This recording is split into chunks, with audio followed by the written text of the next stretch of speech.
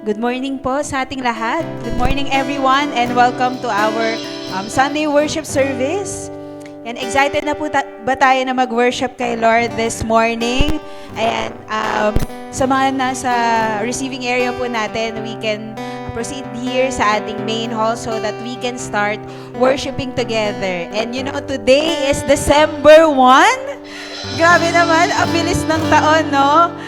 We're down to the last month of the year, and ganun-ganun lang lumipas yung mga buwan, no? And we can definitely say that really God has walked us through those months na maraming mga naging challenges. Yes, there are also moments of joy and celebration, right?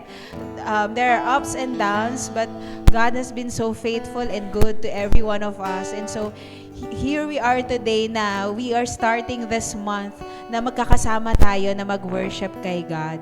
And so we invite everyone to stand as we read the Word of God from Exodus chapter 15 verse 2. It says here, "I will sing to the Lord, for He has triumphed gloriously." The Lord is my strength and my song, and He has become my salvation. This is my God, and I will praise Him, my Father's God, and I will exalt Him. You know, this is a song, no, na sinulat o kinanta nila Moses kasama ng mga Israelites as they cross the Red Sea from the land of slavery where they were slaves for more than 300 years sa Egypt. And this is a song that they really sing to God, no? And this is their declaration that the Lord is their strength and their song, and He has become their salvation. You know, when we say that we sing to the Lord, you know, that's one principle of worship, that we direct our worship, we direct our trust, we direct we address yung worship natin kay God, na yung audience na meron tayo ay si God alone. We don't just sing for the people, we don't sing for ourselves, right? But we sing to God, and we sing to Him, declaring that He is our strength. He is our song. When we draw our strength from God, He becomes our song. And that means na kumbaga siya yung nagiging anthem ng buhay natin. Siya yung nagdadirect ng buhay natin.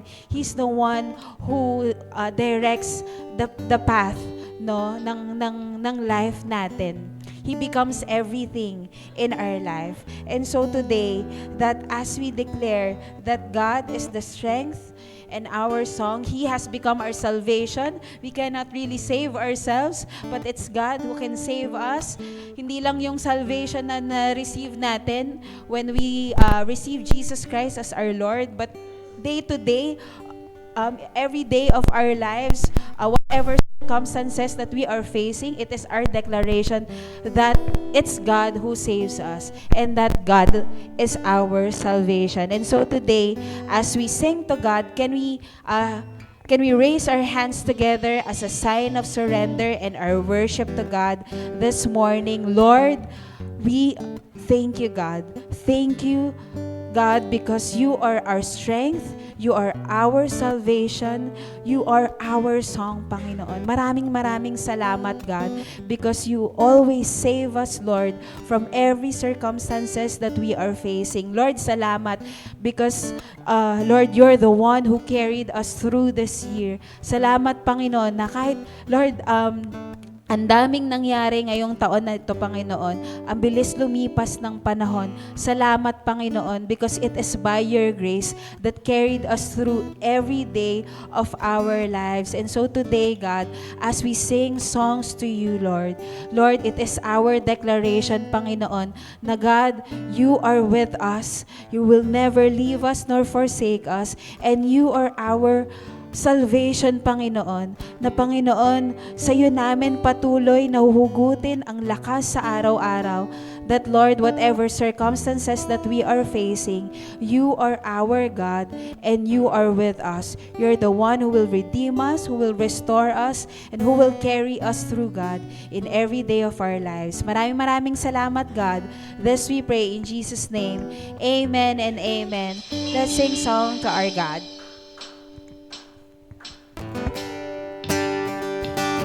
Hindi na po ba tayo mag-worship kay Lord? Let us praise our God. Thanks Him for the grace that sustains us.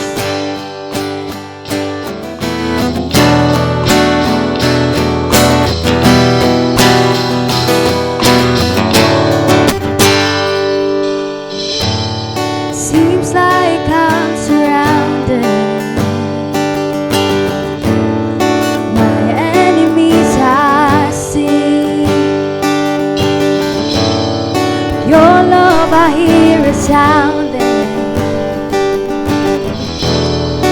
This freedom I shall see.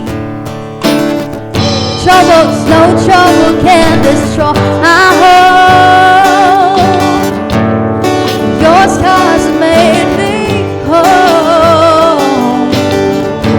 Turning down all the voices of despair. On your promises I'll stand. I will not fear when the waters rise.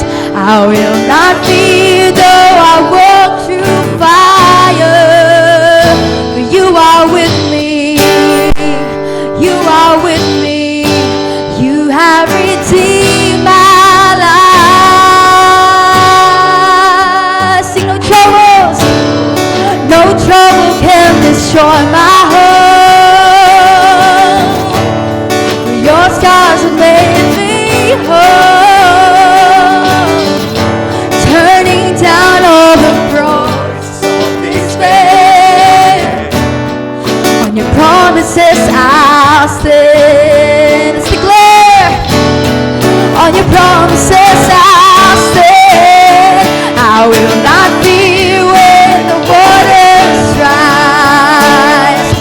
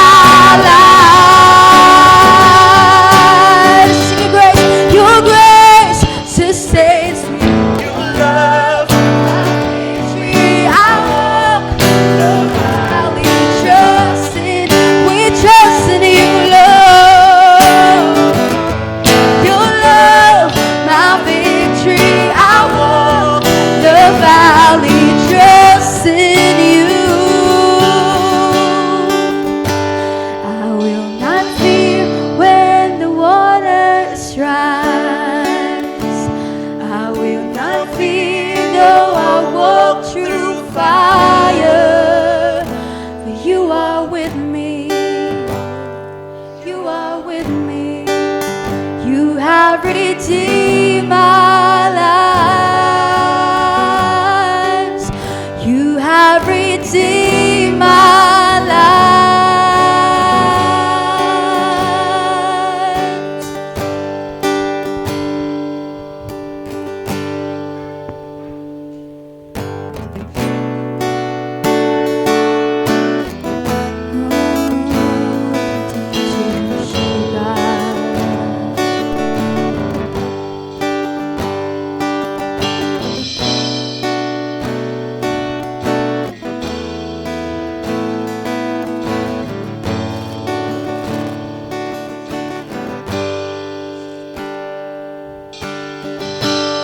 Kaya aking diwanag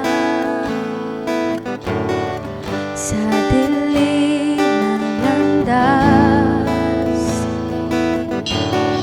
sa bawat kalungkutan, hawak aking kamay. Imulat mo ang aking mga mata. Ikaw ang kailangan.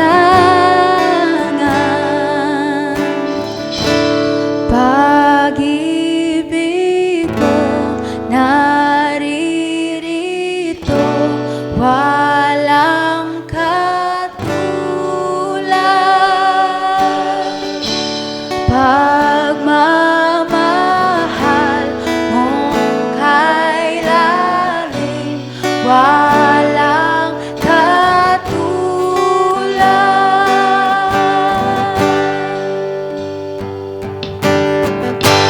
Pag-asa at kaligtasan, gabay at lakas, gabay at lakas. Ang batang nilikha mo'y pinupuri ka. Imulat mo ang aming mga mata. Ikaw ang kailangan. Pag-ibig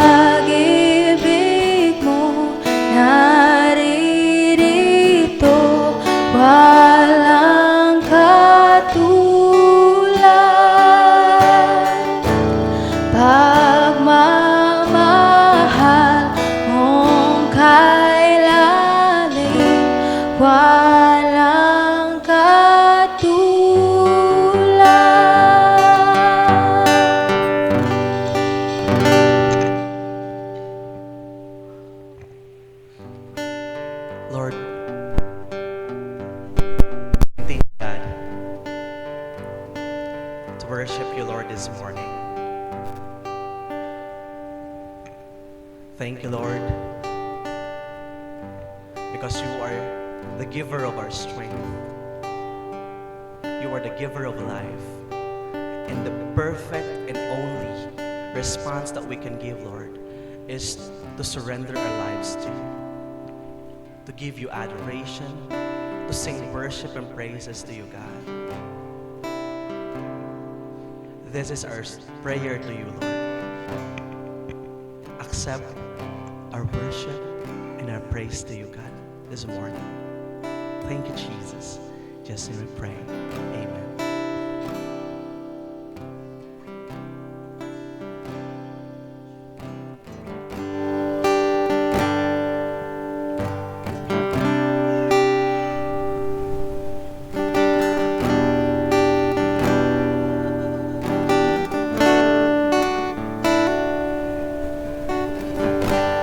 I surrender.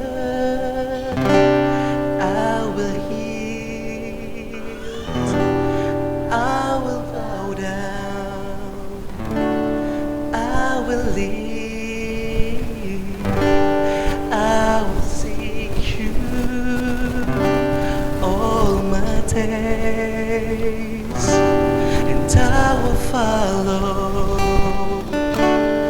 all your ways. You are my only one. You are my only one. I wanna live for you, be glorified forever. My life will declare that you alone are Lord. Everything of me, you said for your glory, that everyone will see, will hear, will know that you are Lord of all.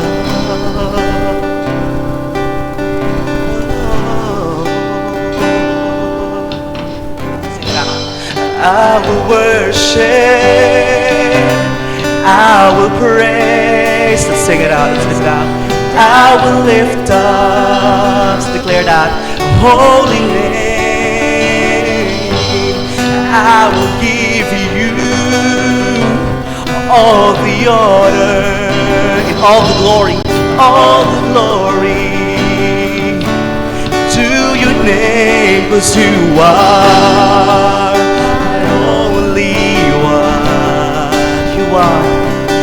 you are my only one. I wanna live for you, be glorified forever. My life will declare that you alone are Lord. Declare that in everything of me, you said for your glory, that everyone will see, will hear, will know. I wanna live for you, be glorified forever. My life will declare that you alone are Lord. In everything of me, you said for your glory, that everyone will see, will hear, will know that you are Lord of all. You are Lord of all.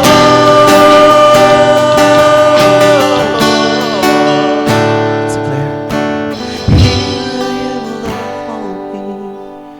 Here I am, Lord, use me. Here I am, Lord, send me for your glory. Here I am, Lord, hold me. Here I am, Lord, use me. Here I am, Lord, send me for your glory. Here I am, Lord, mold me. Here I am, Lord, use me. Lord, send me for your glory. Here I am. Here I am, Lord, use me. Here I am, Lord, send me for your glory. I wanna live for you, be glorified forever. My life will declare that you alone are Lord, and everything of me.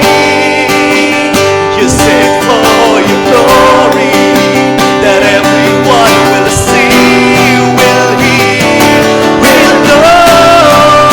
I wanna live for you, be glorified forever.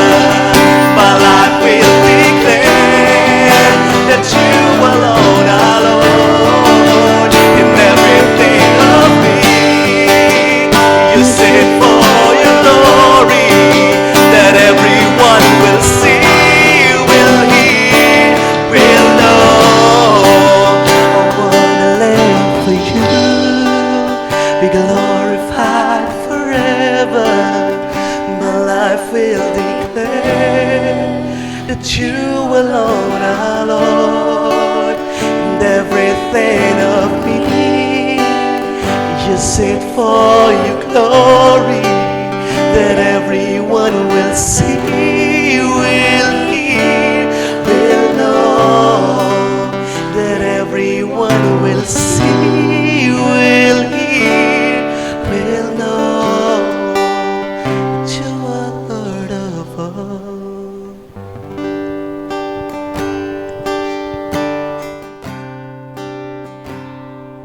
Lord, here we are, Panginoon. Use us, Lord God. And Lord, let us be your hands and feet, Panginoon, in this world. And salamat, Panginoon, for you are our God, our faithful God, Panginoon, in all times. So God, we are grateful that we are gathered here today, celebrating this day, Panginoon, to worship you. May this worship be, Panginoon, acceptable to your glory. Thank you, God, and we honor you. In Jesus' name we pray. And good morning, everyone. I am Jackie, one of the life group leaders here in Life. And as we continue to worship God through giving, let me exhort to you from Psalms 121, verses 1 to 3. It says there, I lift up my eyes to the hills. From where does my help come? My help comes from the Lord who made heaven and earth. He will not let your foot be moved. He who keeps you will not slumber. So, I can just attest to this verse, no? That the Lord is really our great help. Kanina lang wala akong masakyan papunta rito, but what are the odds na yung pinsan ko papasok dyan sa Nova, malapit, at nagmomotor siya, so pwede niya akong isabay. So who among you nakaka-relate dito na hindi lang naman in matters of finances, kailangan natin yung help ni God or in our health. There are a lot of situations that we need help from God. So this is just a testament of how faithful God is, even in the little things na kinakailangan natin yung Panginoon. So with that, let us honor God with a prayer. Panginoon, salamat God for how faithful you are in our lives. Salamat, Panginoon, for how you continue to be our great provider to us, to our families, Panginoon, and even to this church. And we thank you, God, for what, with our hearts full, Panginoon, na kung ano man yung maibibigay namin, this will bring honor to you, God, and this will also be used to reach more people, Panginoon, people groups that are not yet represented in this church, Panginoon. We pray that this will be, Panginoon, magagamit namin to expand your kingdom in this place, in this earth, Panginoon. So thank you, God, at patuloy niyo po kaming samahan sa araw na ito at ingatan sa kabila po ng pag-ulan-ulan. Thank you, and we honor you. In Jesus' name we pray. Amen. So, we have our ushers to help us give, and meron din po tayong other ways to give through GCash or our banking online. So yan, pwede din po tayo mag-offer digitally. And also, ngayon, we also want to take this time to pray for our kids, sa ating mga youth. And we know that, of course, God is honored through the lives of our youth. So let's extend our hands to the kids right here in our center right now. So Lord, we thank you for the lives of our children in this place. Panginoon, we pray, God, that they will grow in such a way na gusto mo kung paano sila lumaki. And Lord, we also pray for our kids team that they may be able to share the word, Panginoon, kahit sa mga murang edad nila, mauunawaan nila yung pag-ibig mo. Thank you, God, and we honor you. In Jesus' name we pray. Amen. Let's continue to worship God. Let's continue to worship our God.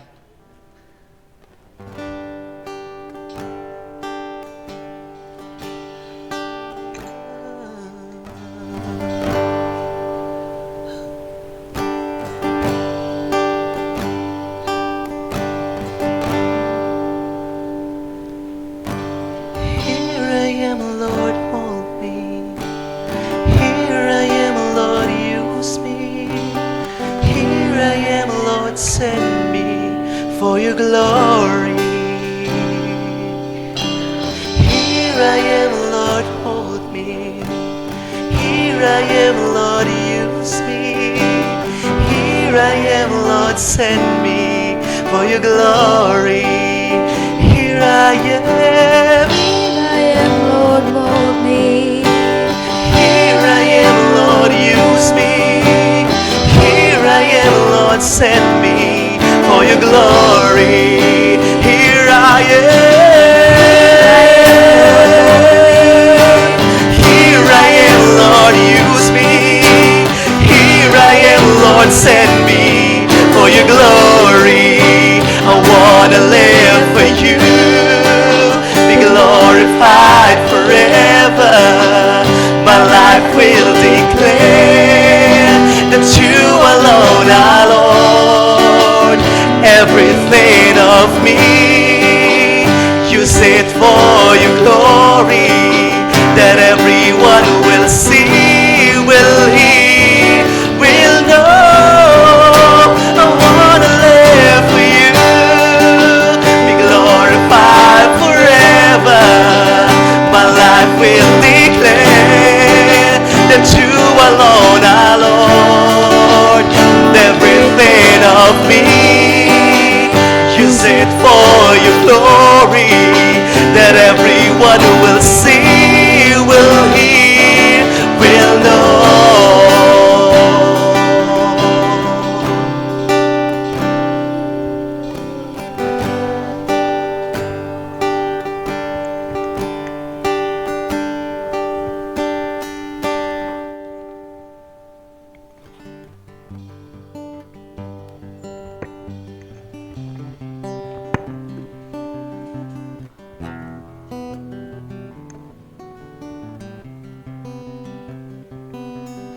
Hebrews 11:29 to 40. By faith, the people crossed the Red Sea as on dry land. But the Egyptians, when they attempted to do the same, were drowned. By faith, the walls of Jericho fell down after they had been encircled for 7 days. By faith, Rahab the prostitute did not perish with those who were disobedient, because she had given a friendly welcome to the spies. And what more shall I say?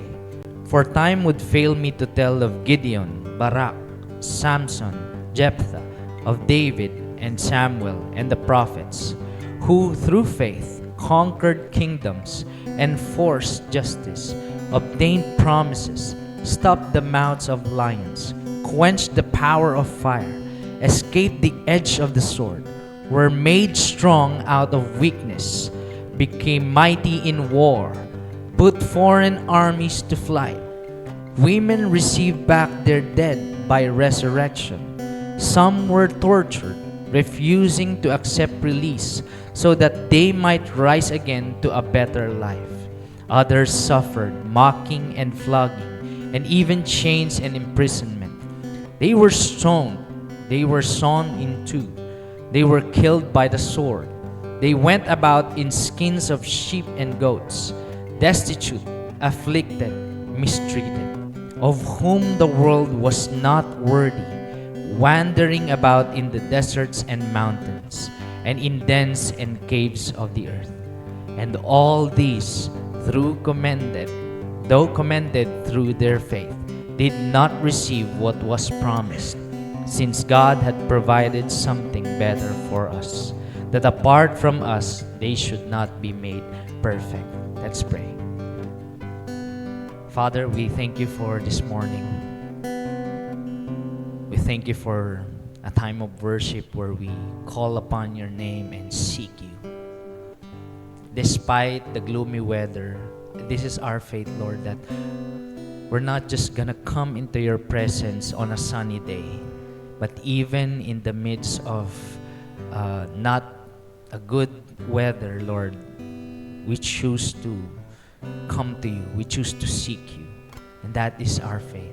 So God, today, we pray that as we read and understand your word, give us wisdom and grace to really understand it deeply.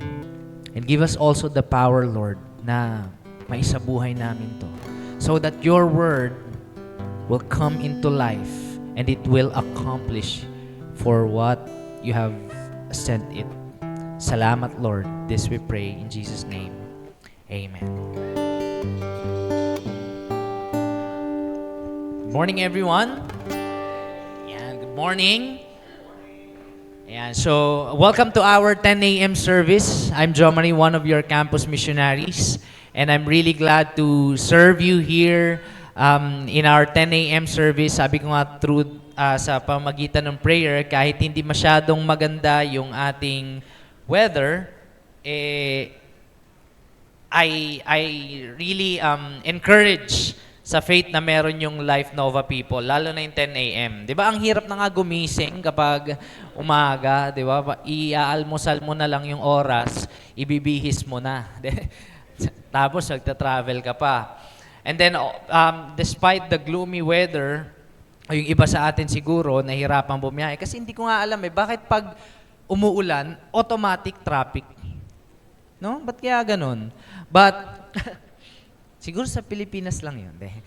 Pero, I'm really encouraged by the faith nating lahat because it's not just about attending a church and doing it religiously. Or it's not, I know and hopefully, it's not just about I have to serve. Meron akong task na gagawin kaya I need to attend. But of course, our heart and prayer is we want to seek God, not just alone, but together. Sabihin nyo nga, together. Iyon, all right. And before we continue, I want to show a picture of my family. This is my family, little and growing family. Yan, my wife Crystal and Peter were serving the Lord and our church together. We're like a little missions team, parang ganon. And I'm really glad na kahit na, anong tawag dito, I just want to honor my wife kahit na mahirap yung pagiging mother, young mother. She really supports me here in ministry, in doing mission at dito sa pagsaserve. So, that's her faith. Kasi there's nothing wrong naman kung magiging, anong tawag doon, kung yung nasa bahay lang, ganun. There's nothing wrong with that. At saka situational din. But because of her faith, by faith, she chose to serve here alongside with me. So, alright. Mga pogi points pa, di ba? Okay, so, let's dive into our series. We are journeying to our series and this is the last part ng series natin na By Faith. Remember the time na sinimulan natin to, yung kwento ni Abraham, kwento ni Moses, and now we're gonna talk about the summary. Summary na third part na. And what we mean by faith, Hebrews 11, kinuha natin ito sa text na Hebrews 11, that sabi ng scripture, faith is the assurance, sure ball of the things you hope for o inaasahan mo. Sure. Ilan sa inyo, pagpasok nyo sa mga young pro dito, pagpasok nyo ng trabaho, you look forward to the 13-month pay. Sure ball ka, di ba? Kaya yung mga nakapag-reband na dyan, sure na yan. Nakakuha na yan. Hindi lang yon, hindi lang dahil sa 13-month pay, but it's more than finances, but faith is being sure of the things you hope for, the things you are praying for, in alignment or in accordance sa will ni God sa buhay mo. Mamaya, nagpe-pray ka ng, alam mo yon, mapapangasawa mo na mayamang matandang Koreano, gano'n. Hindi yon yung will ni God, hopefully, no? Kasi God also looks at the motivation of your heart. And we are journeying in this series, and nandito na tayo sa pangatlong week. Recap lang konti. First week, we've talked about the faith of Abraham and Sarah, and how they, by faith, believed God for something really impossible. It's a decision to believe God, and it's a decision na kahit nakita nila yung sitwasyon nila, yung katawan nila na mukhang malabo na, they believe God still. In the same way with Moses, si Moses had a decision, yung parents pala ni Moses muna, had a decision to hide their child. Kasi fine, sabi ng text sa atin or ng scripture, sabi nga sa ESV, beautiful. Sabi, uy, parang kayamanan tong anak na to, ibaon na natin. Hindi nila binaon. Okay, tinago nila. Moses was, pinalipad tuloy. Ano yung pinadaos sa Nile River. And when he grew up, he knew his identity and decided by faith not to be called the son of the Pharaoh's daughter, but to be with the people of God. And long story short, he had a mission to rescue the people of Israelites from the hands of Egypt. Now, dito na natin makikita, the verse that we have read is started ng a group of people na. By faith, the people crossed the Red Sea. Ito na yung continuation, but at the same time, retelling the story ng Hebrew writer na ito. By the way, the writer of the Hebrews is not explicitly sinabi. Some says it's Apostle Paul, some says it's Apollos. Malay nyo, ako yung nagsulat, di ba? Hindi. But one thing is for sure, he knows the history of the Old Testament and applying it to, and writing, ang audience ng sinusulatan ng author ng Hebrew ay the Christians who are being persecuted after ng muling pagkabuhay ni Jesus. After resurrection, and the disciples decided to, in the Acts Church, di ba? The disciples decided to go and make disciples, katulad nung inutos sa kanila. And there came a time na yung mga Kristiyano pinapersecute mismo sa Jerusalem at sa iba't ibang lugar kung saan sila merong church or gathering. At ang Hebrews ay sinulat para sa mga Kristiyanong pinapersecute ng gobyerno, hinahunting, mga nagtatago dahil papatayin sila dahil sa pananampalataya nila. And this Hebrews 11 is a form of encouragement to them.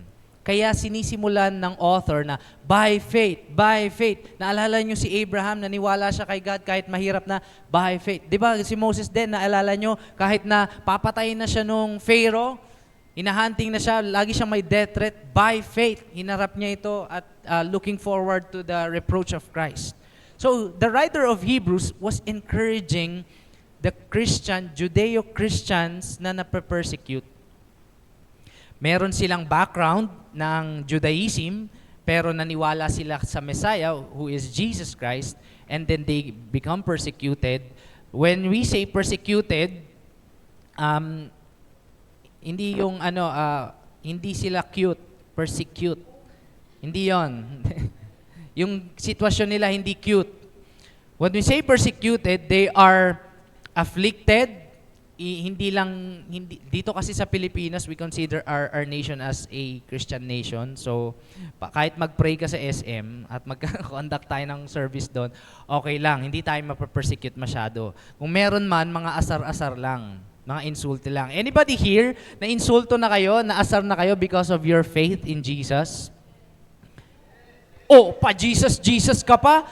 Tignan mo yung cover photo mo sa Facebook, pa-Jesus, Jesus ka pa, tapos nagpo-post ka ng galit, ganon. Ilan sa inyo na persecute na kayo sa bahay? Mga estudyante, pa-church ka pa, di ka naman naghugas ng plato. Well, I hope, no, diba, sa faith naman natin tayo na persecute, hindi lang sa kasalanan din natin. And this is the reason why the Hebrew writer wrote this encouragement. So verse 29, sabi doon, by faith, the people crossed the Red Sea as on dry land. This is retelling the story na nung si Moses, nilihid niya yung bayan ng Israel. We have a picture there, I think. When they crossed the Red Sea, when they crossed the Red Sea, they were one nation, led by Moses and Aaron. Imagine mo, isang bansa, ililid mo, tumawid ng dagat. Grabe, ano? May mga baby pa yan. Mahirap yan. Paano kung naiwan nila yung gatas ni baby sa Egypt? Di ba? Mahirap yan kasi, number one, I'm talking about, okay lang kung si Moses tsaka si Aaron lang naglakad kasi by faith, talagang malakas faith nila. But imagine a whole nation. Grabe, no? And this might be because Moses is continuously sharing the word of God and encouraging them. And di ba nga, meron pang showdown ng magicians ng ng Egypt tapos versus the power of God through Moses. So, maaring nakikita nila yon pero they don't see God as who He is. They only believe by faith sa pamagitan ng leader na nila si Moses na naniniwala din by faith kay Yahweh. And so, they crossed the Red Sea as on dry land daw. Parang naglalakad lang sa luneta. Hindi naman parang naglalakad sa luneta. Dry land. Hindi basa. Dry yung sinabi dyan. So, you know the story. Nagpart yung Red Sea, yung sea, tapos dumaan sila, and then, when they attempted, the Egyptians, when they attempted to do the same, were drowned. Anong kinaibahan ng Hebrew people with the leadership of Moses na dumaan doon, nahati yung Red Sea, dumaan doon, dry land, sa mga Egyptians na dumaan din naman doon. But they were drowned. Kumbaga cut off na, sabi ni God.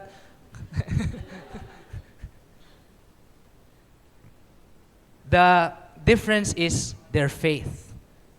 Their faith in God. The Egyptians doesn't know God, doesn't know Yahweh. In fact, their God is the Pharaoh. And so whatever the Pharaoh orders, abulin nyo. Kahit magsaran na yung dagat, abulin nyo pa rin. Kahit magkanda matay-matay na kayo dyan, habulin nyo pa rin. Their God is Pharaoh. But the people of Israel, their God is Yahweh. And Yahweh is a miracle-working God. So, when they attempted, sinubukan nila, they were drowned. Because hindi sila naniniwala kay God. Hindi sila by faith. Another story, niretel ng Hebrew writer, by faith, the walls of Jericho fell down after they had been encircled for 7 days. Remember naman yung story ng walls of Jericho. Now, this is in the time of Joshua when they are about to conquer the promised land. Yung promised land lang naman ang prinamis, kaya promised land, ni God, a land of flowing milk and honey para sa mga bayan ng Israel.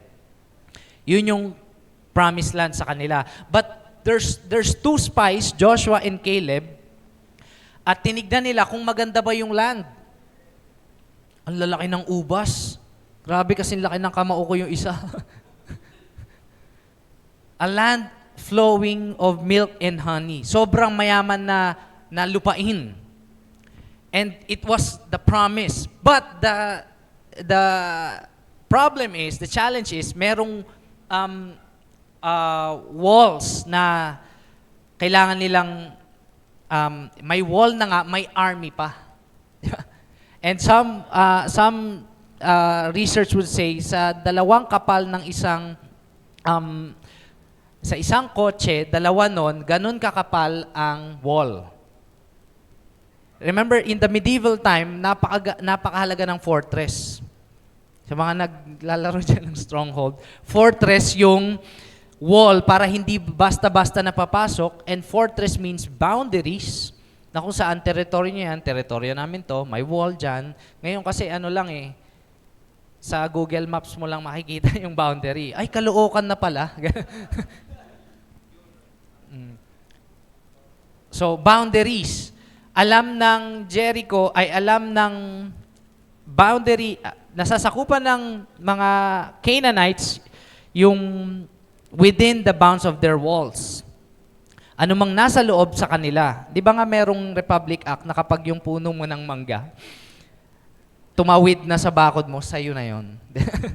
naipasok pa yun. But they know their boundaries, they know their ownership on that land, but God promised that land to the Israel. Because God is the owner of every land, everything.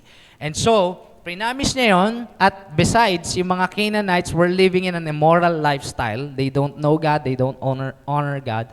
And so when they conquered it, ang utos ni God sa kanila, huwag kayong papalag muna. Ikutan nyo, encircle the walls for 7 days, march on it 7 days, and when the trumpet sounds, sabay-sabay, the horns, lahat ng, pati yung mga busin, lahat ng klase ng horns, pinatunog nila, and the walls of Jericho fell down. You can search here, my wife and I are fond of, meron kaming pinapanood na Nat Geo, National Geographic researcher, na kung saan ang task niya ay puntahan yung mga lugar kung saan ginawa ni God yung miracle. And magugulat, hindi naman, pero nagulat pa rin ako na, nababasa ko na sa Bible, pero nung ni-research niya talaga yon, totoo na na-part yung Red Sea. But they were trying to figure out which sea. Kasi ang may isang sea na parang reed sea, reeds, yung mga, ano ba yung Tagalog ng reeds? Parang mga halamang dagat, Reed Sea ba o Red Sea? Yan. Tapos yung walls naman ng Jericho, ganun din, pumailalim kasi mahina daw yung foundation sa ilalim. So, the walls of Jericho fell down when they encircled it and marched on it on 7 days. You can search that. I'm gonna, if you want, I can share the link sa inyo para panoorin nyo rin. Para ma-boost yung faith natin if you doubt if science is more better than faith or it is combined. Alright? So, these people, dalawang verse muna, these people are group of people who have faith. Last week, we've talked about faith of one man and faith of one woman, or faith of one leader. Now, group of people, or community of faith. Iba din kasi kapag mag-isa kang naniniwala sa ang dami niyong naniniwala. Ang dami niyong nag-work together for the common good. And that pare-parehas kayo ng faith. I remember a time, kahapon, I was trying to, alam mo yun, there was a meeting ng campus leaders natin, and they were trying to generate ideas para sa gagawin nilang Christmas party on December 7 sa mga youth. So kung meron kayong kakilalang young people, teenager, pwede nyo silang papuntahin dito. We're gonna have a Christmas party dito para sa lahat ng kabataan natin. And so nung nagmi-meet sila, umi-epal-epal ako, nagjo-joke-joke din ako. And nung umupo na ako sa malayo, nag-reminisce lang ako nung time na kami yung nandun.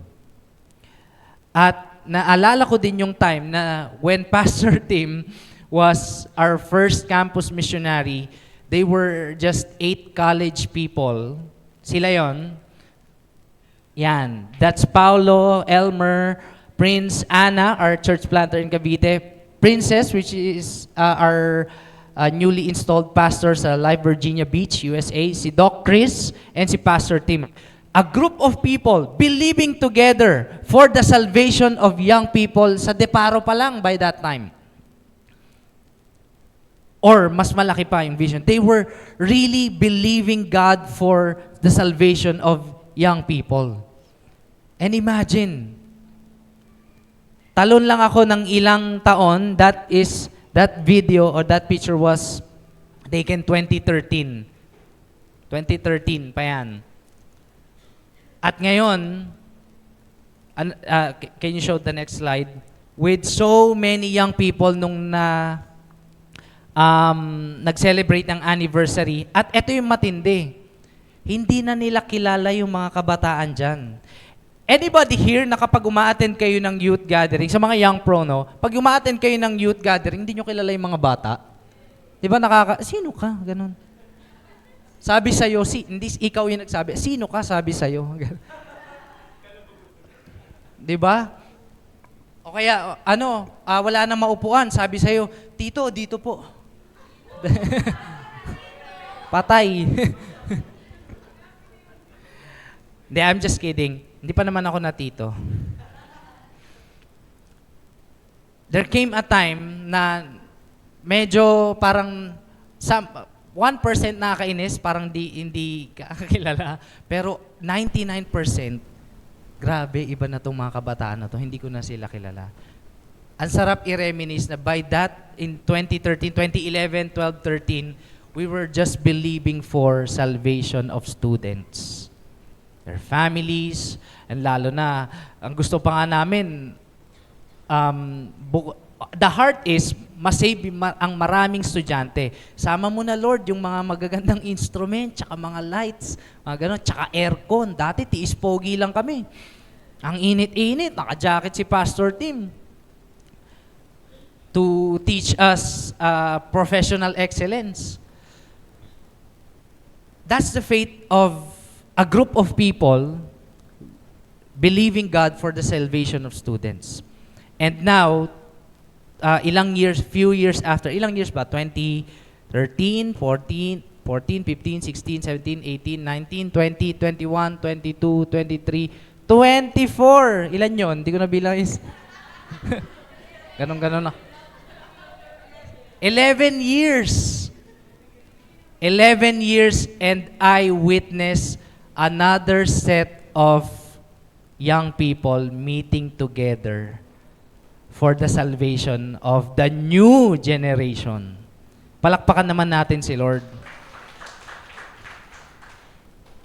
I can, and still, if I had seen and witnessed that, I have more reasons to believe that our campus ministry will continue until Peter, my son, will come to the youth gathering. Anak! Joke lang. Ganun na no? Hindi, ano pa naman ako, no? Mga 50, gano'n, 40. Anyway, hinilaan yung edad ko. So, that's the faith of a group of people, a community of faith. Iba kapag ikaw, meron kang sariling pinaniniwalaan, that's good. But if a community of faith believes together with you, I'm not saying it's powerful, it's more powerful, but it's also powerful. Sabi nga ni John Wesley, give me 100 men who fear nothing but sin and desire nothing but God, and I care not whether they be clergy o full-time missionary or layman term o nagtatrabaho sa layman, nagtatrabaho sa corporate world or sa iba, hindi sa church. They alone will shake the gates of hell and set up the kingdom of heaven upon earth. 100 men hate sin, love God. They will shake the earth. Sabi ni Jesus, maliit na bagay. 12 lang, okay na. It's the faith of community of faith ng mga tao na naniniwala for one thing. And imagine the early church, the Acts church, they were believing that one day God will restore. Jesus will come back and He will restore everything. And all of them believe by faith. Kaya naman, when they believe by faith together, they have the reason to persevere kahit in the midst of persecution. Ituloy natin. And what more shall dito pa pala, verse 31. By faith, Rahab the prostitute did not perish with those who were disobedient because she had given a friendly welcome to the spies. Ito, another story. Rahab was not an Israelite. Hindi ito kabilang sa chosen people of God back then. But because of her faith, by faith, na tinulungan niya si Joshua at saka kung sino man yung kasama ni Joshua, si Caleb, na hindi niya sinumbong sila at para ma-spy yung promised land. Tinulungan niya sila, and because sabi niya rin, if I'm not mistaken, when you conquered the land, remember me. Maglalagay ako dyan ng sign. Open, ng pulang banner. Pulang banner. At malalaman nyo na yun yung bahay ko at huwag nyong atakihin. Di ba, si Joshua pala nagsabi nun sa kanya, maglagay ka ng sign. Pag nalaman namin, nakita namin yung sign na yun na pulang banner, hindi namin yan atakihin. Yung katabi. So, that's the faith. Imagine, hindi kasama sa Israel people, pero sinave ni God. Why? Is it because, and hindi lang siya Gentile ha, she's a prostitute, a person of sin. But because of faith, kahit hindi perfect, basta may faith kay God. Labo naman nun, coach. Ibig sabihin, basta maniwala lang ako kay God. By faith, masisave na ako. Sasagot natin yan sa mga susunod na verses. Verse 32, and what more shall I say? So, imagine guys, kung ikaw yung persecuted na Christian, nahirapan ka, nagsasuffer ka, nababasa mo yung mga stories of faith, medyo sila yun, di ba? Pero dinagdagan pa ng Hebrew writer, and what more shall I say? For time would fail me to tell. Maubos na yung oras ko. Maubos na ba, Gian? Di ba? Of Gideon, yung doubter na laging humihingi ng sign kay Lord. Lord, sign na ba? Atakin na ba namin? Bawasan mo yung men mo. Lord, 30,000+ yung kalaban. Okay, 300 lang kayo. Pauwiin mo na yung mga gustong umuwi at miss na nila yung pamilya nila. Pauwiin mo na yung mga gustong umuwi at hindi ready. Gideon, Barak, yung president. Hindi na yung president. Barak, Samson, and Jephthah, the judges, by the time na sila ay in the promised land already, and these judges are the ones ruling or enforcing order sa land. David and Samuel. You know David and Samuel? David, the shepherd boy na naging king, and Samuel, his friend at patuloy na naggagabay sa kanya, the prophet, and the prophets. So verse 32 talks about the judges and the prophets na naniwala kay Yahweh by faith, who, through faith, conquered kingdoms. Watch this, Pay attention. Conquered kingdoms, enforced justice, obtained promise, stopped the mouths of lions, quenched the power of fire, escaped the edge of sword, were made strong out of weakness, become mighty men in war, put foreign armies to flight. Lahat ng mga kalaban nilang ibang bansa, lumilipad daw. Ganon sila kalakas sa yung bayan ng Israel. Kahit pinakamaliit na nation yung Israel at nadadaanan lang pag nagte-trade yung mga bansa-bansa. Pag naggegerahan yung mga bansa-bansa, natatamaan sila. Nadadamay sila. At dahil maliit lang sila, pag dinaanan lang sila, matik na sa sakop. Kasi walang laban eh. But because of Yahweh, their God, They were made strong out of their weaknesses. Put foreign armies to flight. Women received back their dead by resurrection. This is in the account of Elijah and Elisha, where the women were praying for their yung mga supling nila na buhayin ulit ni God. And so doon muna tayo sa 35.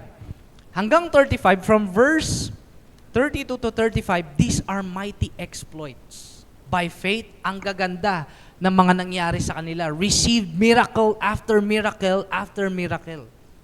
Who among you here, you want that? Pagkatapos ng blessing ni God, another blessing ulit. Grabe, no? Kada buwan, meron kang blessing. Nakasobre pa. Tapos, dinadahan-dahan mo, 3,000. Yung pala, bill. Bill pala, no? Hashtag blessed. But if you look into the next verse, or next statement ng verse 35, some were tortured, refusing to accept release. Nakakulong sila, binibigyan sila ng kalayaan, alis na kayo, pero hindi sila, tinatanggihan nila yung kalayaan. So that they might rise again to a better life. They believe for a better life when the promised Messiah would come. Others suffered mocking and flogging. Flogging is another term for beating. Binubugbog, naalipusta, and even chains and imprisonment. They were stoned. Nagbato sila. Hindi, ano sila? Binato sila. Back in the day, kapag ang isang tao ay may kasalanan in the Jewish law, kapag meron silang kasalanan, kahit tama yung judgment o mali yung judgment, basta napagkaisahan ng mga judges, babatuhin until mamatay. They were stoned. They were sawn into, hinati sa dalawa. Now, Hebrew writer is talking about the Old Testament prophets and the judges and those who followed God. And I come to think this is Peter that is into, but these are not. Kasi kasabayan to na sinulat eh. I come to research, Isaiah was sown into. Jeremiah was sown into. The old prophets who have not met Jesus Christ were firm in their faith. Kahit di pa nila nakita, di pa nila nasilayan yung pagdating ng Messiah. They were killed with the sword. They went about in skins of sheep and goats, destitute, afflicted, mistreated. Imagine. So, by faith, may mga nakaka-receive ng blessing. By faith, may nakaka-experience ng suffering. Anong ibig sabihin yan? Kung by faith, from the time na sinimulan natin tong series na to, na pag sinabi nating by faith, there is an action that we need to do to accomplish something for God. But here, the scripture is telling something that our faith is not just when we are blessed. Faith is not just when we are blessed. Yung Christian faith natin, or Christianity, is not a life of smooth sailing. It doesn't mean that you are suffering, you don't have faith. Let me say that again. It doesn't mean that when you are suffering, wala ka ng faith. Kasi tignan mo yung listahan. Suffering to hanggang sa patayin sila. Ibig sabihin din nun, mga kapatid, kahit ikaw ay nag-suffer at yung iba ay nabibless, parehas kayong may faith. Huwag lang sanang nagsasuffer dahil sa sin. Pero dahil sa faith. This also means that God does not show favoritism. Bakit? Yun madalas yung napapansin natin sa pag tayo ay pag patuloy tayo sa walk. Have you experienced jealousy sometimes kapag yung kapatid mo nabe-bless tas ikaw nagsasuffer. Hindi ka na nabe-bless, nagsasuffer ka pa.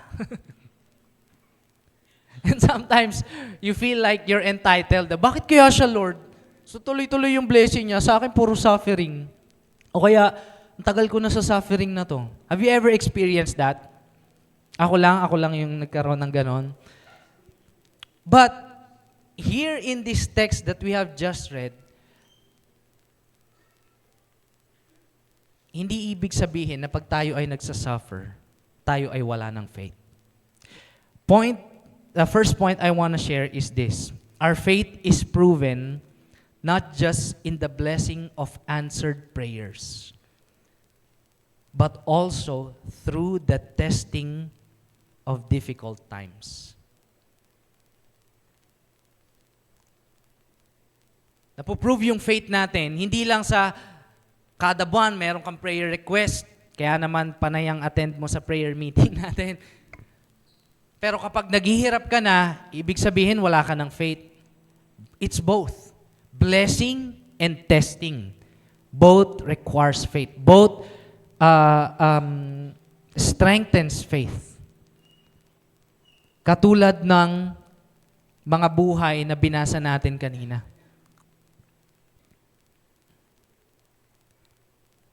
Yung iba, like sa modern day natin ngayon, maraming Kristiyano, ang akala nila sa buhay Kristiyano ay puro blessing lang. Kaya nga, bihira ka makakita na nagpo-post ng suffering. #suffered, ganon.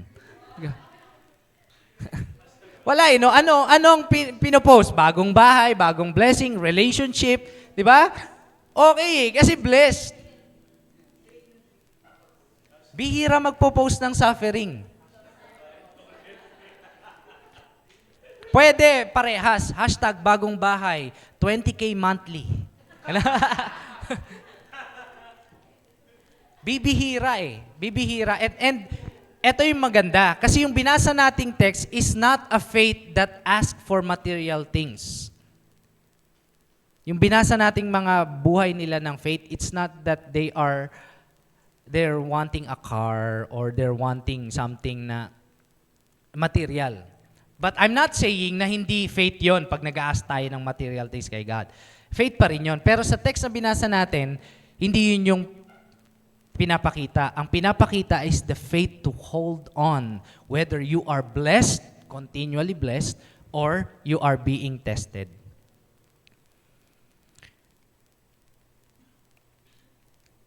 Kadalasan kasi, the tendency for us, lalo na sa mga patuloy na nagkakaroon ng blessing, the tendency for us is we always think of what God will give to us rather than God Himself. Sample. Well, the point is, pag tayo nakaka-receive palagi ng magagandang bagay o nakaka-experience ng magandang bagay at #blessed, the goal is to fall in love more to God.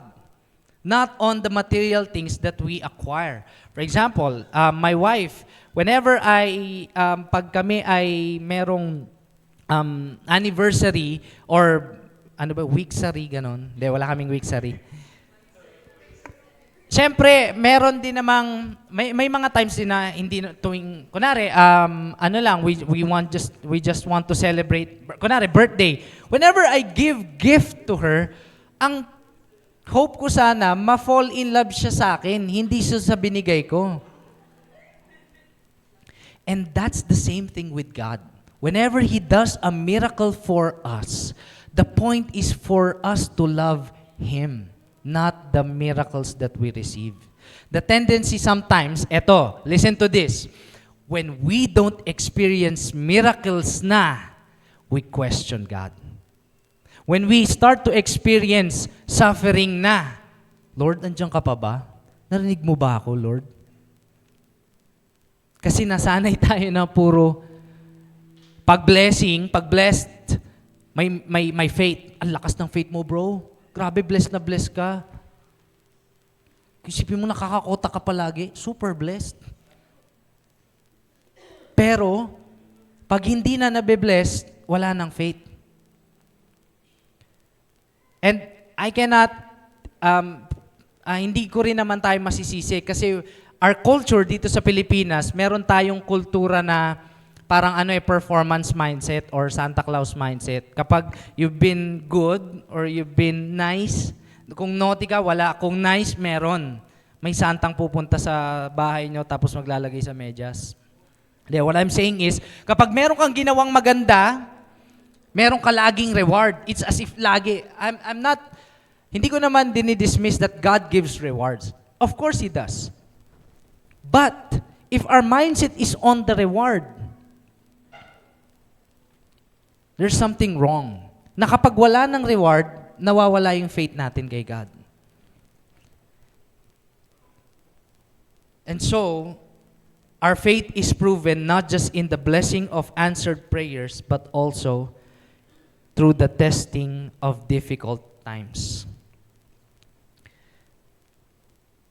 Praise God sa lahat ng, ilan sa inyo, you received a blessing, experienced blessing from the past year. This year, bago matapos ang taon. Yon, palakpakan naman natin si Lord. Ilan sa inyo, sa kalagitnaan at sabit-sabit nung mga yon, meron kang suffering. Tell you what, palakpakan pa rin natin si Lord. Because, bakit? Buhay ka pa rin, di ba? Now, that's number one.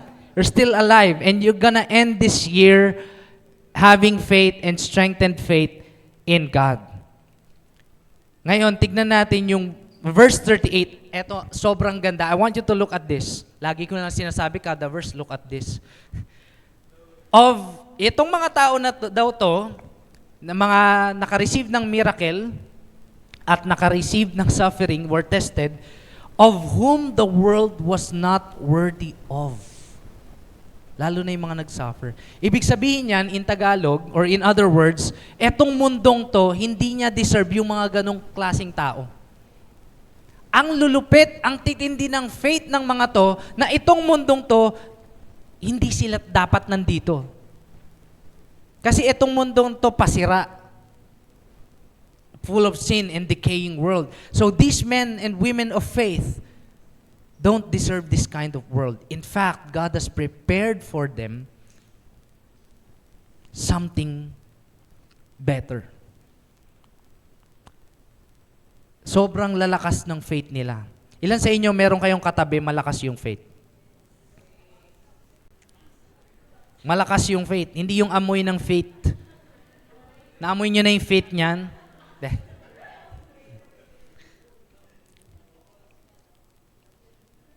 The world is not worthy of men who are faithful to God. These people, they wandered about in the deserts and mountains and in dens and caves of the earth. Sobra silang nahirapan dahil sa pananampalataya nila kay God. So, whether you are blessed or you are being tested, it's all by faith. So, whether you are in seasons of blessedness o ikaw ay matagal ka nang nagpe-pray for something, hindi lang material things pero breakthroughs, tapos hindi tinutupad ni Lord, may faith ka pa rin, persevering, you have faith. You're blessed as well. Now, try nating i-testing or i-scan yung buhay natin. Makikita kasi natin yan sa prayer life. Ako, nung lumalaki akong Kristiyano, hindi ako masyadong marunong mag-pray. At kahit nung marunong na ako, hindi ko pa gusto. Mahirap sa akin mag-pray. Buti na lang meron tayong mga people we look up to, not just in ministry, but in their prayer life. Like our pastors, Pastor Henry and Pastor Eric. And of course, we want to honor din yung Pastor Kathy from Iloilo. CJ's mom, by the way, she's here. So, these men and women of faith, you know, they are prayerful. Bakit natin ma-scan yung buhay natin? Di ba ang buhay natin pag nasa suffering, tinetesting tayo ni God kung paano tayo mag-persevere. Gaano katagal, gaano tayo katagal magtiis. Pansin niyo kung kung gaano tayo din kabilis mag-pray. Have you ever tried praying na parang paantok ka na tapos yung amen mo bukas na? Kasi hindi mo matagalan yung pagpe-pray na kaya pag kumain, Lord, salamat sa pagkain na Jesus name, amen. Praying or our prayer life also reflects the way we persevere in our faith in God. Believe nga ako sa mga sa wife ko pag nagpe-pray siya. Matagal. Mas mabilis pa ata akong matapos. Pero yung wife ko sobrang tagal. I heard this character analogy. This is not scripture but based on observation lang. Yung mga women daw, fervent sila mag-pray. Matagal sila matiisin sila mag-pray. Kesa sa men. Observation lang, not fact, opinion lang. Kasi, pansinin niyo yung mga men, pag may pinabili kayo sa, let's say, Alphamart, Dali, o kaya bili ka nga doon yung toyo na silver swan. Chat mo. Ay, wala. O sige, uwi na. Wala eh. Yung mga women, pansinin nyo, pag sila nag-shopping, may isang item lang, isang buong buwan pag-iisipan. Ano ba, mas maganda ba yung black nito o yung white? Mag-size 6 na lang kayo. Size 5 ako, pero pag size 6 may allowance, sige, i-add to cart ko muna. Andun pa rin, tagal-tagal na. While men, pag pinag-pray, in terms of prayer life, while men, pag pinag-pray, hindi binigay, okay, wag na. But women, kaya merong story in the New Testament, the persistent women, na patuloy siyang nagpe-pray at hanggang sa, nagre-request hanggang sa ibinigay na nung person in authority yung request niya. Kasi persistent siya. Now, putting that aside, our prayer life also can reflect the way we persevere in times of suffering. Kung mayroon kang pinagpe-pray na sobrang tagal na, keep on praying. Don't give up. Keep on praying. Now, let's go to verse 39, the last two verse. Okay, last two verse. All these, etong mga taong to, though commended through their faith, did not receive what was promised.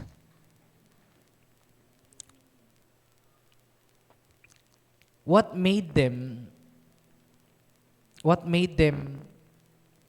persevere kahit prinamis ni God sa kanila pero namatay sila at hindi naabutan yung promise?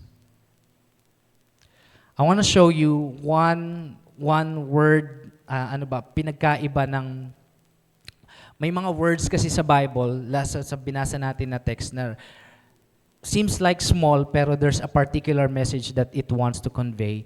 First is by faith, but when it comes to verse 34, I think in 33, sabi doon, who through faith. Anong pinagkaiba ng by faith sa true faith?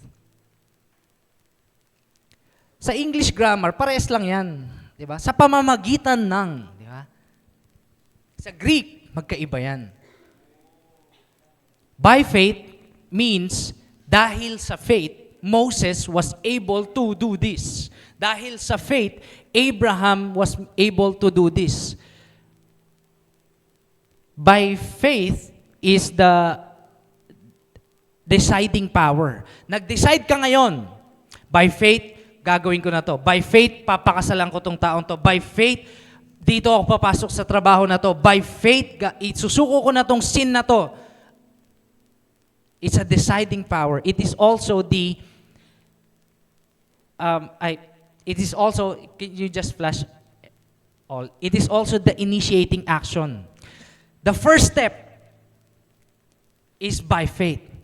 But the next steps is through faith. True faith means is the sustaining power that makes you go on. It is the consistent efforts. Ang ini-encourage sa atin ng writer ng Hebrews, mag-decide tayo sa simula at initiate the action by faith. And hindi lang dapat tayo magaling sa simula. It's true faith, consistent efforts, sustained power. Let me give you an analogy. Ilan sa inyo nakapagtanim na kayo? Munggo, pag gusto mo ng sili sa bahay mo, o kaya kalamansi, o kaya parehas para may pangsawsawan ka kapag may nilagang baboy. Pag gusto mo ng ganon, magde-decide ka and the first action is magtanim. Right? That's by faith. Hindi mo pa nakikita yung resulta by faith. Pag dilig nun, antayin mo yung sunlight, tumama siya sa dahon, mangyayari yung photosynthesis. Naks, papasok sa mitochondria. Wow! Biology. At yung patuloy at consistent efforts ng pagdidilig, yung iba kinakausap pa, is through faith. Consistent efforts. The people here, naniwala sila nung una at patuloy silang naniwala kahit na wala pang nare-receive na promise. To the point na, any last words na, sabi ng persecution, hindi sila humingi ng pansit. But patuloy sila sa faith nila kahit namatay sila.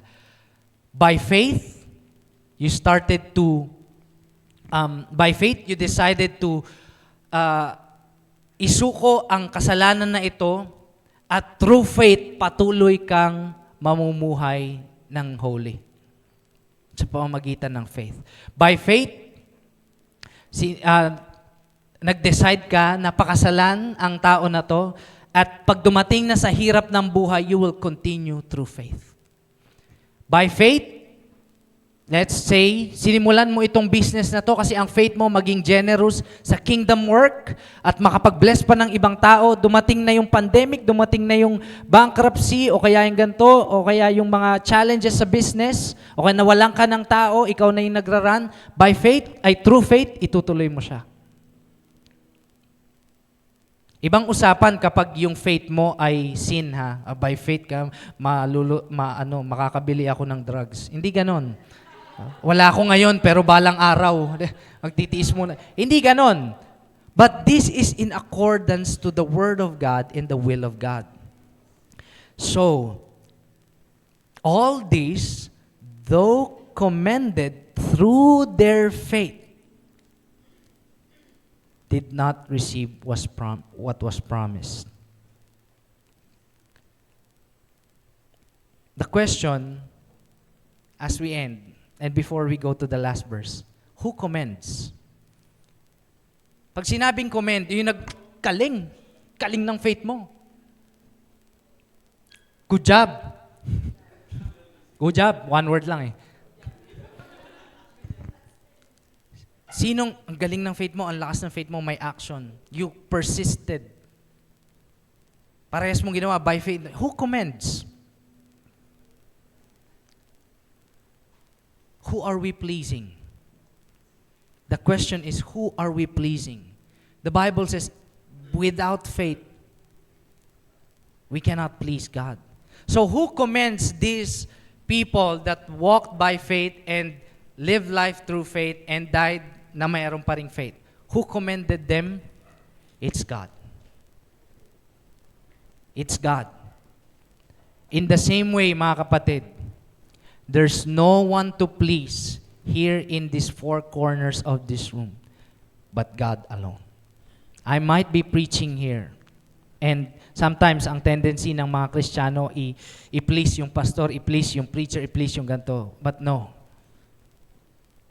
We have only one audience who will commend us and will say in the end, well done. Good faith. Well done, good and faithful servant. It is God whom we commend. And so, the next point or that Second and last point I want to share is whether in mighty exploits or in midst of suffering, continue to put our trust and hope in God till our last breath.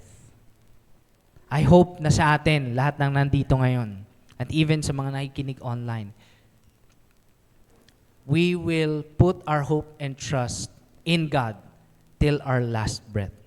Hindi tayo susuko. We will continue. We will started this Christian walk by faith, and we will continue. Kahit sa midst ng suffering, we will walk through faith.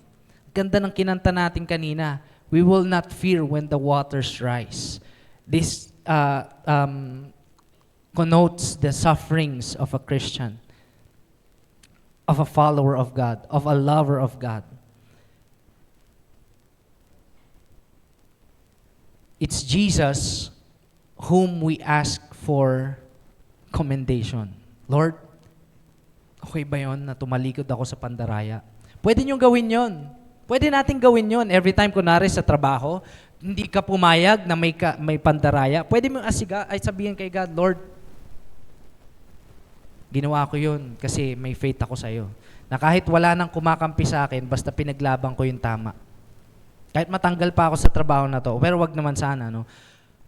But I stand with God to fight for what is right. And not just sa trabaho, kahit sa bahay, kahit sa campus, mga students. Kasi kahit yung mga taong ito na binasa natin, pinaglaban nila yung faith, whether they are blessed or they have suffered, they live by faith and persevered through faith. Last verse, since God had provided something better for us. Kung sila, ito yung encouragement para sa atin. Kasi ang lalakas ng faith nila, grabe, no? Kaya natin magbukas ng bibig ng leon. Diba? Kahit pusa nga lang, takot na tayo sa rabies eh. Diba? Pag tumaas pa yung lahat ng balahibo nun. Pero, sabi ni God, sabi ng Hebrew writer, since God had provided something better for us, they look to a promise. The Old Testament prophets and these people, mighty men, they look to a promise na hindi nila nakamtan. Kahit na they lived by faith. Since God had provided something better for us, kung sila, they look forward sa atin, alam na natin na si Jesus yung dumating na Messiah. And that is what the Hebrew writer is referring to, something better for us. That apart from us, they should not be made perfect. Coach, ano yung kundi dahil sa amin, hindi sila perfect? Let me get another translation of the NIV para mas malinaw. These were all commended for their faith, yet none of them received what had been promised, since God had planned something better for us, so that only together with us, sila at kasama ng lahat ng Kristiyanong nabubuhay sa 21st century, would they be made perfect. There's this one day that all Christians, all Old Testament believers, New Testament believers, early church believers, 21st century believers will come together and be made perfect in the coming of Christ. So really, this is something better. This is something better kasi they awaited Christ, but still, they awaited for the resurrection or lahat, the wholeness, resurrection ng all living and the dead. And that's in the coming of Christ. The second coming of Christ. So, hindi ibig sabihin na mas better tayo sa kanila, ha? Don't get me wrong. But, they will be made perfect when everything in God's timing, God restored. Perfect na daw lahat.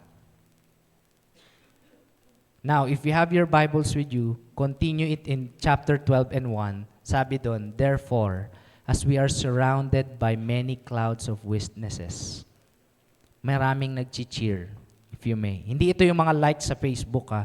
Pero maraming nag-cheer. mga Kristiyano, even in the old and even in the present, na hindi rin nasasagot yung answered prayers nila. Ilan sa inyo meron kayong mga answered prayer na hindi nasagot? Taas kamay. Ay, hindi pala. Baka ang answer ay no or wait. Answered pa rin. Ilan sa inyo, meron kayong prayers na hindi pa nasasagot? Sige, taas kamay.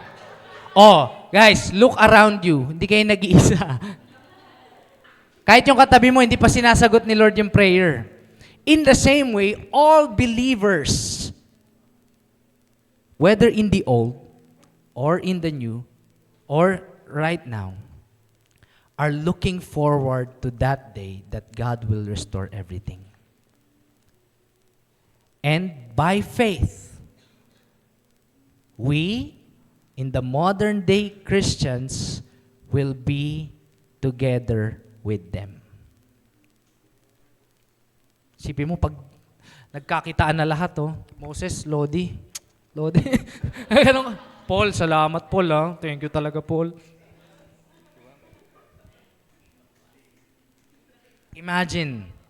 And yun yung sinasabi ng Hebrew na made perfect. Without us, hindi pa sila gagawin ganun kasi lahatan yan. Isahan yan once and for all. And so, that is the faith of the Hebrew writer to those Christians who are being persecuted. Let me end with this question. By faith or through faith, what are you enduring right now? Ano yung patuloy mong pinagpe-pray? Ano yung, kung ikaw ay nasa kalagitnaan ng blessedness, okay, well and good for you. I hope that you fall in love even more to the God who bless you. But if you are suffering or experiencing suffering, well and good. I hope, we all hope that we continue holding on just like the people na nag-hold on kahit nga sila hindi na nila na-receive yung promise. And that is by faith and through faith. The people of God, they can please God. Let's all stand together and let us pray quickly.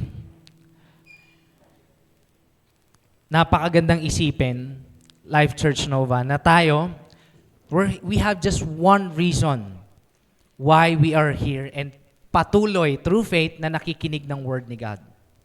In fact, mahirap nga pumunta ngayon kasi may ulan-ulan. But through faith, we have endured a little bit suffering. Paano pa kaya sila? I hope na one day,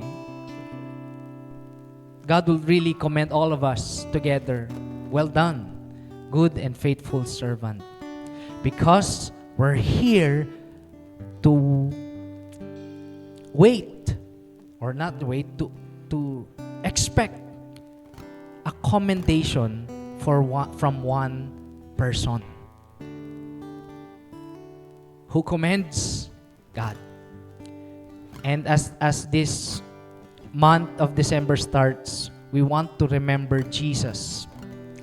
Sabi doon sa chapter 12, verse 2, Jesus, looking to Jesus, the author and perfecter of our faith. See, sila din, nakalook to Jesus. Tayo din, nakalook to Jesus. And right now, this is a gesture of, Lord, we want to see you. We want to remember you. We love you. We're gonna have a communion. And I pray, and gawin natin to ng may reverence, but at the same time, my faith. Na kahit anong hirap yung pinagdadaanan natin ngayon, or kahit anong blessedness yung meron tayo ngayon, we will continue to hold on to our faith. Let me read to you the scriptures in 1 Corinthians chapter 11, verse 17 or 16. 23. For I received from the Lord what I also delivered to you, that the Lord Jesus, on the night when he was betrayed, he took bread. And when he had given thanks, he broke it and said, "This is my body, which is for you. Do this in remembrance of me." verse 25, in the same way, he also took the cup after supper, saying, "This cup is the new covenant in my blood. Do this as often as you drink it in remembrance of me. For as often as you eat this bread and drink the cup, you proclaim the Lord's death until He comes." Life Church, 10 a.m. service. That is what we are awaiting for. When all believers are gathered and Jesus comes. And as a gesture of remembering and also proclaiming by faith that He will come, we're gonna do this communion. Are you ready to do this? By faith and through faith. Itaas natin ang bread and let's pray. Lord Jesus, salamat po.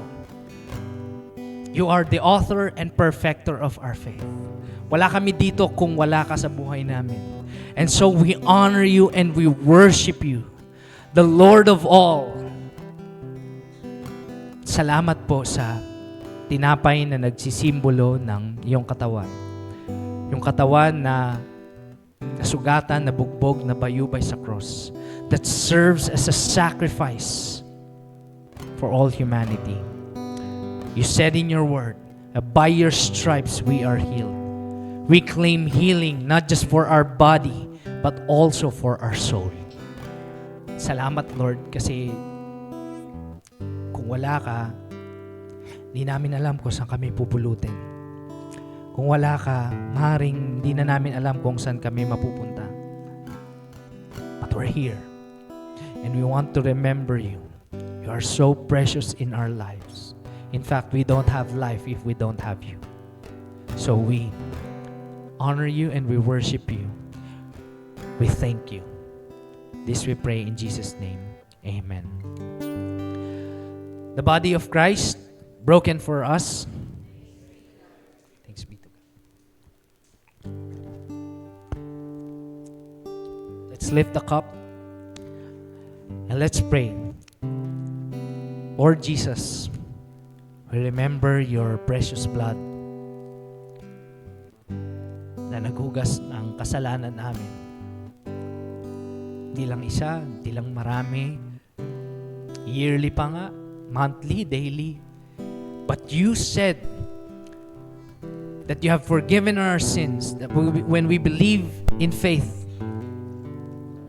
you forgive our sins from the past, even in the present, and even in the future.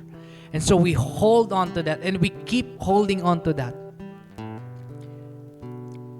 By your blood, Lord, by your most precious blood, our sins are washed away. And we are as white as snow. And when the Father looks on us, He sees you because you have paid the full price for all of us here, individually and as a church. We thank you. Salamat, Panginoon. And Lord, I pray, Lord, that you give us the power to continue living holy lives, remembering you always. Thank you. This we pray in Jesus' name. Amen. The blood of Christ shed for us. Thanks be to God.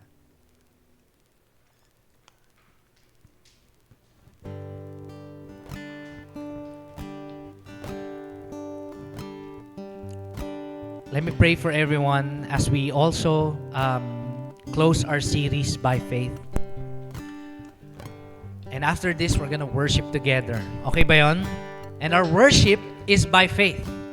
By faith, naniniwala tayo that God hears our worship and God is for us and He's not against us. So let's pray.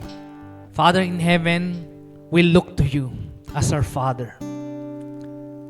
Not just by mere words coming out of our lips, but from our heart, from the bottom of our heart.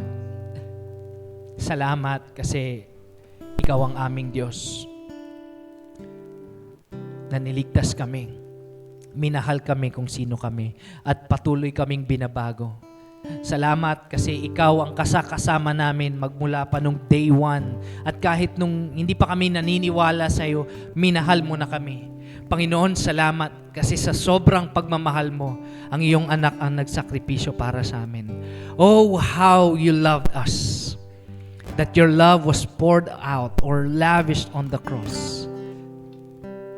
We're not worthy, but you made us worthy. Thank you so much. And as we continue to live life to the full, as you have promised in John 10:10, Lord, our prayer is, patuloy mo pong palakasin, palakihin ang aming faith. Hindi lang individually, but together as a church here in Life Novaliches. That our faith would grow together, believing for the things even impossible in humans' sight. Lord, marami po kaming pinagpe-pray. Pero Panginoon, bago mo bigayin lahat ng iyon, palakasin mo po yung faith namin.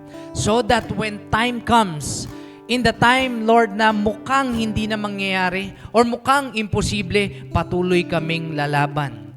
Patuloy kaming mamumuhay by faith and through faith. Lord, we look also to those people, men and women of faith. Because of their example, we are learning.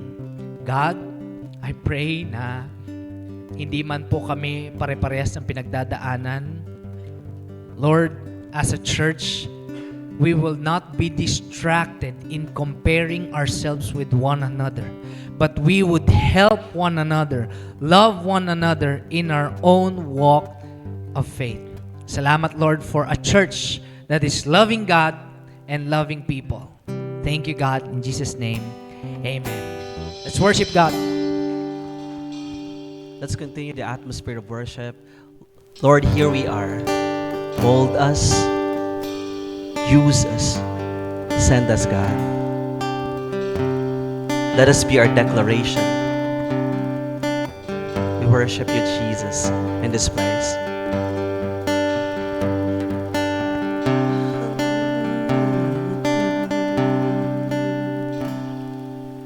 Here I am, Lord, mold me. Here I am, Lord, use me. Here I am, Lord, send me for your glory. Here I am. Here I am, Lord, mold me. Here I am, Lord, use me. Here I am, Lord, send me for your glory. Here I am. Yes, God. Here I am, Lord, use me. Here I am, Lord, send me for your glory. Here I am. Here I am, Lord, use me. Here I am, Lord, send me for your glory. I wanna live for you, be glorified forever. My life will declare that you alone are Lord, and everything of me use it for your glory, that everyone will see, will live, will know. I wanna live for you, be glorified forever. My life will declare that you alone are Lord. Everything of me, use it for your glory, that everyone will see, will hear, will know. I wanna live for you, be glorified forever. Let's declare that. Will declare that you alone are Lord. Everything of me, use it for your glory, that everyone will see, will hear, will know.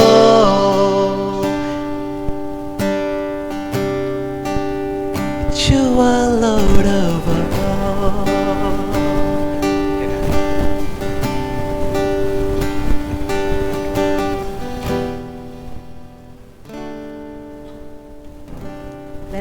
Lord, we thank you for today, God. Thank you, Lord, for the word that we received by faith. Salamat, Panginoon, dahil through your word, God, we are encouraged, we are strengthened, we are, Lord, inspired, God, to live by faith, to walk by faith, Lord, and not by sight. Maraming salamat, God, for those men and women, Lord, who demonstrated a life of faith to us through your word. And Lord, today, God, as your church, Lord, as you send us, as you mold us, God, as you use us for your glory, Lord, we pray that every one of us, Lord, will walk our daily lives, God, walk day by day by faith and through faith. Maraming salamat, Panginoon. At dalangin namin, Lord, that, Lord, each and every one of us here, every families represented in this place, Lord, will live, God, by faith.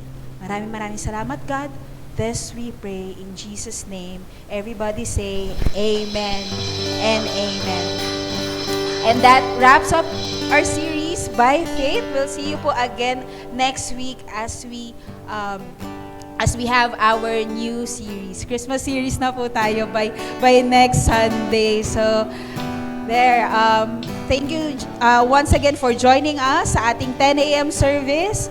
And yun, tulad po na na-mention kanina, we'll be having our last youth gathering and Christmas party this coming December 7, Saturday. So that's for our youth, for our campus. So if you have yung mga students, classmates, or mga kasama po natin sa bahay, relatives po natin, ng mga students, mga young people, they are welcome to join our youth gathering this coming December 7. So yan, thank you so much po and ingat po ang lahat. God bless everyone.